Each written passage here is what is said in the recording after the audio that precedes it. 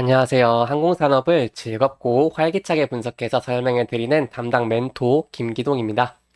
오늘 알아볼 티웨이 항공, 많은 분들이 실적은 계속해서 좋아지고 있는데 왜 주가는 반응을 그렇게 못하는지 많이 궁금해 하시는 기업인데요.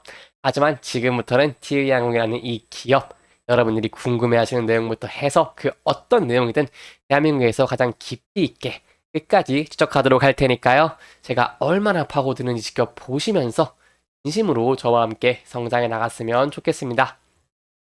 이번 시간은 이 태양의 주가의 흐름은 어떤지, 어디서 지지를 받을 수 있고, 전망이 어떨지에 대해서 간단하게 알아보는 시간을 가지고요. 또한 이 최근에 어떤 이슈가 있었고, 그 이슈가 태양광한테 호재인지, 악재인지, 어떠한 영향을 끼칠 수 있을지에 대해서 자세하게 설명하는 시간을 가져보도록 하겠습니다. K항공의 주가를 보시면 제가 저번에 말씀드린 60일선을 지지를 해주면서 오늘 0.67% 상승하며 좀 견고한 모습을 보여주고 있는데요. 이 부분만 이탈하지 않는다면 저희가 조금은 이 긍정적인 전망을 기대해 볼 수 있다고 설명을 드렸죠. 계속해서 매우세가 붙으면서 이렇게 햄머 형태를 좀 보여줘서 매우세가 강한 거를 좀 보여주고 있기 때문에 이 부분은 조금 긍정적이라고 할 수 있겠고요. 앞으로 그러면 주가가 더 올라갈지 내려갈지 이 부분을 저희가 조금은 예측을 해보려면은 실적이 좋아질지 안 좋아질지를 조금 파악을 해야 되는데, 왜냐면 이 실적이 좋아지면 주가가 올라갈 가능성이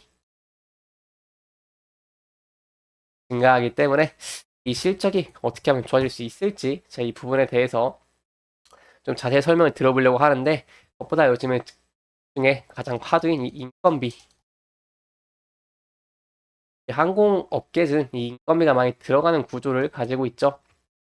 그렇기 때문에 최근에 뭐 이런 인건비에 대한 말이 많이 나오면서 또 혼동을 하시는 분도 계실까봐 이번 시간에는 이 인건비에 대해서 좀 자세히 설명을 드리도록 하겠습니다. 제가 기사를 하나 가지고 왔는데요. 이 항공사 인건비 껑충인데 이게 왜 회복 신호탄 기대인지, 인건비가 상승하면 회사한테 안 좋은 게 아닌지 궁금해하시는 분들이 계신데, 이 부분에 대해서 제가 자세하게 설명해 드리도록 하겠습니다. 내용을 좀 들어가서 기사를 좀 보면은 이 국내 항공사 인건비가 전세 2배 가까이 좀 급등을 했다고 하는데요. 인건비가 오른 건 저희가 알다시피 여객이 정상화되면서입니다. 여객이 정상화되면서 인력이 부족해졌고, 그에 따른 이 신규 채용도 인건비 상승을 부추겼는데요. 반가운 변화라고 할 수 있겠으나 이 항공사 실적 측면에서는 장기적으로 부담이라고 할 수 있겠습니다. 그래서 저희 지역의 가장 유명한 항공사인 대형 항공사 FST, 대한항공과 아시아나를 예를 들어보면은, 대한항공의 인건비는 지난해 3분기 1조 1,873억 원에서 올해 1조 3,745억 원으로 좀 크게 증가를 하였고요. 이 팬데믹 직전인 2019년 말 수준과 맞먹는다고 할 수 있겠습니다. 아시아나 항공기의 인건비도 3,604억에서 4,612억 원으로 좀 크게 뛴 것을 확인할 수 있습니다.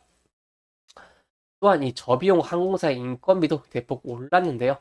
티웨이 항공의 경우 650억 원에서 1,151억 원으로 크게 치솟았고요.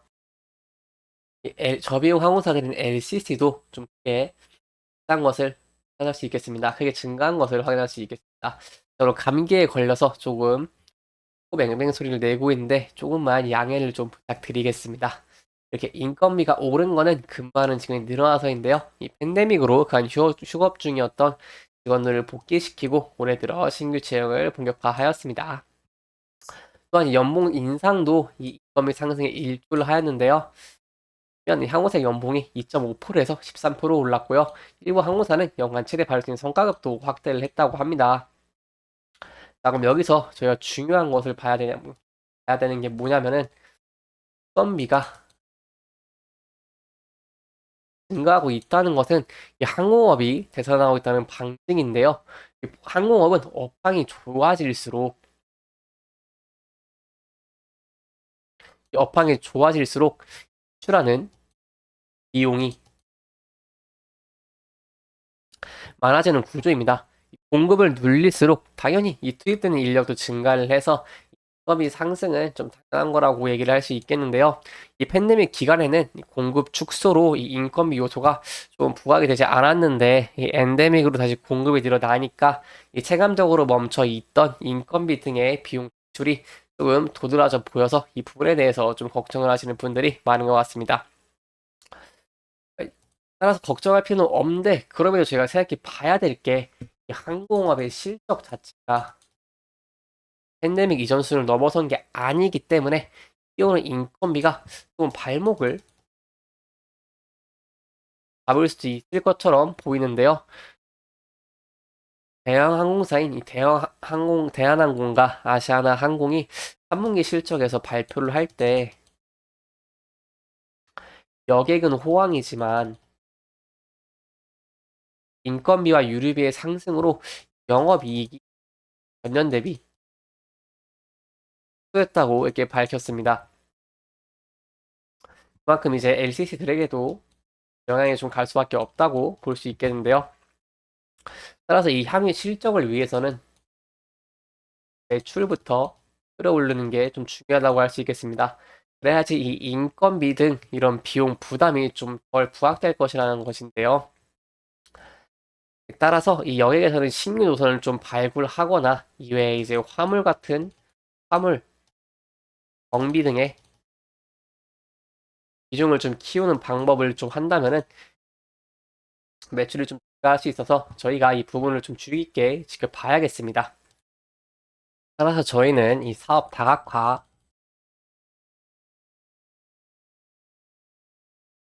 그리고 이 유가 두 가지 쪽은 집중을 하면서 이 티웨이 항공의 좀 주가의 흐름을 지켜보시면 좋을 것 같고요. 그 부분에 대해서 좀 새로운 이슈가 나오거나 좀 기사가 나온다면은 제가 그 부분에 대해서 심적으로 분석을 해드리도록 하겠습니다. 이 향후 전망은 앞서 말씀드린 것처럼 이 60일선을 지지해주는지 여부를 좀 보면서 접근하시면 좋겠고요. 이 60일선을 이탈을 한다면은 조금 신중하게 접근을 하시는 게 좋고 60일선을 사양 돌파해 준다면은 여기 24,000원 중반, 2,400원 중반에서 2,700원 후반까지 매물대가 많으니 이 부분을 좀 유의하면서 투자를 진행하시면 좀 좋을 것 같습니다. 이렇게 이번 영상은 이 주가의 흐름이랑 최근 이슈들을 조금 짚어보면서 진행을 했고요. 해당 영상은 개인적인 의견이 많이 들어왔기 때문에 투자자분들의 주관적인 생각과 해당 내용을 토대로 현명한 선택을 하시면 좋을 것 같습니다. 이 영상 잘 보셨다면 좋아요와 구독 부탁드리고요. 이 해당 영상뿐만 아니라 대기업에서는 그 누구보다 열정적인 멘트들이 많으니까요. 부디 타 종목의 영상도 시청해 주시길 바라며 오늘 영상 마무리하도록 하겠습니다. 끝까지 시청해 주셔서 감사합니다.